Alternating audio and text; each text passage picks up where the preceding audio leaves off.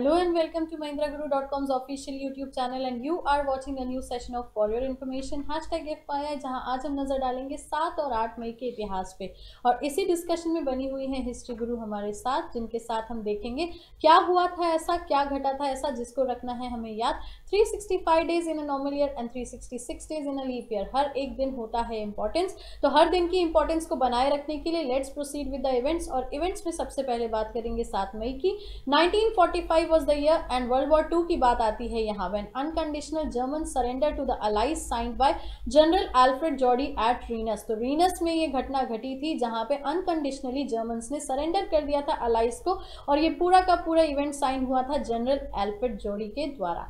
आगे बात करें तो 1952 का इवेंट आता है 7 मई के ही दिन, when the concept of integrated circuit the basis of all modern computers was first published by Geoffrey Dewar। तो डेफिनेटली जैसे हम जानते हैं सारे के सारे मॉडर्न कंप्यूटर्स एक आईसी चिप पे बेस होते हैं, तो उसी आईसी चिप का पब्लिशमेंट हुआ था ज्यूफ्री ड्यूमर के थ्रू 7 मई के ही दिन 1952 में। नेक्स्ट अगर हम बात करेंगे 1980 की बात आ जाती है, and yes date we are talking about the 8 May. World health organisation WHO का नाम हम सब जानते हैं, जो काम करता है विश्व भर में सारे के सारे स्वास्थ्य संबंधी इश्यूज पे। तो वर्ल्ड हेल्थ ऑर्गेनाइजेशन ने अनाउंस किया था smallpox has been eradicated, क्योंकि अगर स्मॉल पॉक्स की बात किया जाए तो एक बहुत ही बड़ी बीमारी में से एक आती है।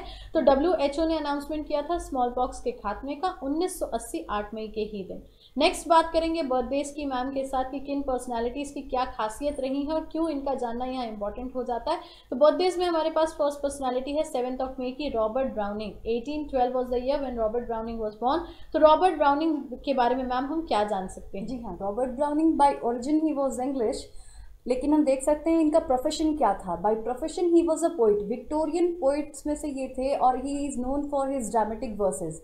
सो हम बात करें अगर इनके बारे में तो ये ड्रामेटिक पोएम्स के लिए बहुत ज़्यादा फेमस हैं। डेफिनेटली, तो एक ड्रामेटिक पोएट इनको कहा जा सकता है। सो रॉबर्ट ब्राउनिंग का जन्म हुआ था 7 मई 1812 में।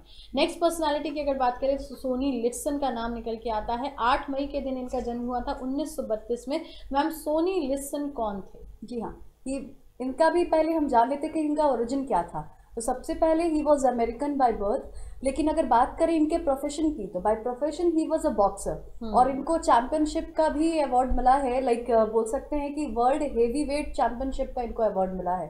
तो he was by profession boxer थे ही ये। तो डेफिनेटली, तो सोनी लिस्टन की अगर हम बात करें सो एक हैवी रेसलर के रूप में हम इनकी पहचान मान सकते हैं। नेक्स्ट बात करेंगे डेथ इवेंट्स की, पर्सनालिटीज की, किनका निधन हुआ, किनका देहांत हुआ। तो the first personality which we have that is Seve Ballesteros. 2011 वो वर्ष था, 7 मई का दिन था जब इनका निधन हुआ, देहांत हुआ।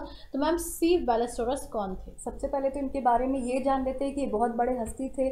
क्यों ये बड़े हस्ती थे ये देखते हैं, बिकॉज इनको लाइक 5 टाइम मेजर चैंपियनशिप का अवार्ड मिला है, और bye profession he was a golfer that means sports से जुड़े हुए, गल्फ से जुड़े हुए सी बैरिस्टर जी का निधन हुआ था, देहांत हुआ था 7 मई 2011 में। आगे बात करें जॉन स्टुअर्ट हिल का नाम आता है। 1873 वर्ष 8 मई के दिन इनका निधन हुआ, देहांत हुआ। तो मैम इनके बारे में आप क्या कहेंगे? जी हाँ, he was a philosopher and politician, political economist.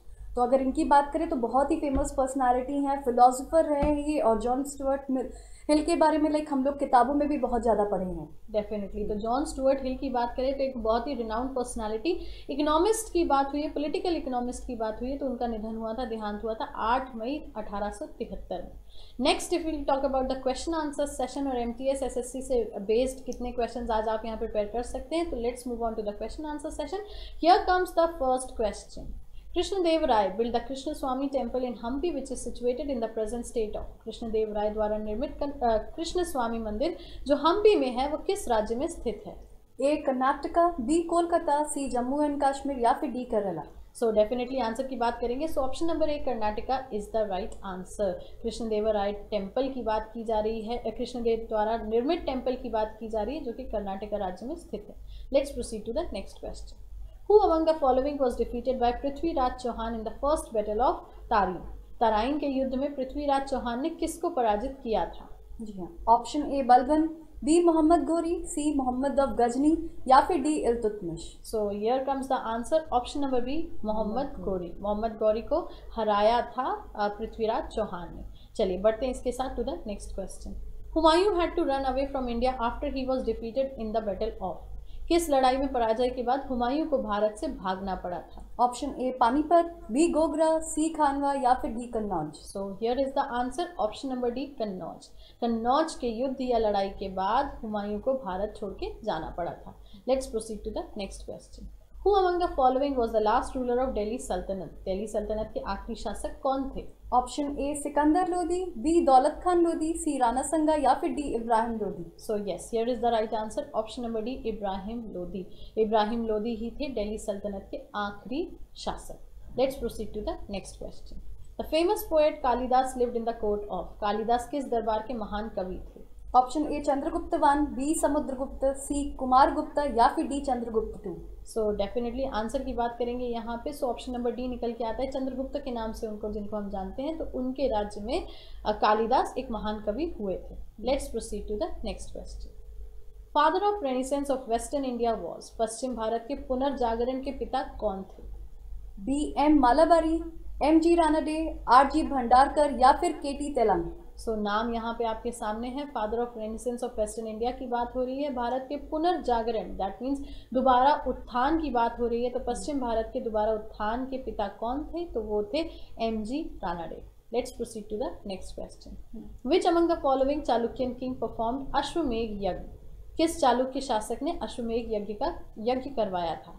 Option A Pulakeshin one, B Pulakeshin, C Vishnuvardhana या फिर डी कीर्तिवर्मन। तो डेफिनेटली अगर आंसर की बात करें तो अश्वमेघ यज्ञ से जुड़ा हुआ है, जो पुराने ज़माने में राजा महाराजा कराते थे, उनके घोड़े को दौड़ाते थे और उसके साथ ही जहाँ तक वो घोड़ा दौड़ता था वह राज्य उनका होता था। बिल्कुल। तो अगर बात करें इस क्वेश्चन के आंसर की, so option number A Pulakeshin one is the right answer. Let's proceed to the next question. In which year the first English translation of Arthashastra was published. किस वर्ष में पहली बार अर्थशास्त्र का अंग्रेजी संस्करण छापा गया था? ऑप्शन ए 1905, बी 1909 या फिर सी 1915 या फिर D 1960। So here is the answer option number B 1909। 1909 में अर्थशास्त्र का पहला अंग्रेजी संस्करण छापा गया था। Let's proceed to the next question. The famous king of the Sangam age Karikala belong to which dynasty. Sangam काल की करिकला किस वंश से थी? Option A Cholas, B Pandyas, C Cheras या फिर D Satavahanas. So here is the right answer option number A Cholas. Cholas की बात यहाँ पे निकल के आती है, तो संगम काल की करिकला चोलास के वंश में आई थी। Let's proceed to the last question. Which Satavahana ruler was a contemporary of Nagarjuna the founder of Mahayana Buddhism. Mahayana Buddha के समय कौन सा सतवाहन शासक नागार्जुन का समकालीन था? ऑप्शन ए गौतमी पुत्र सतकर्णी, बी वशिष्ठ पुत्र पौलमी वन या फिर सी यज्ञसरी सतकर्णी या फिर D Satakarni two. So here is the right answer option number B Vasishthiputra Pulamavi. तो वशिष्ठ पुत्र पुलामई के आंसर के साथ we'll end up this session. Do not forget to click on the like button before getting offline.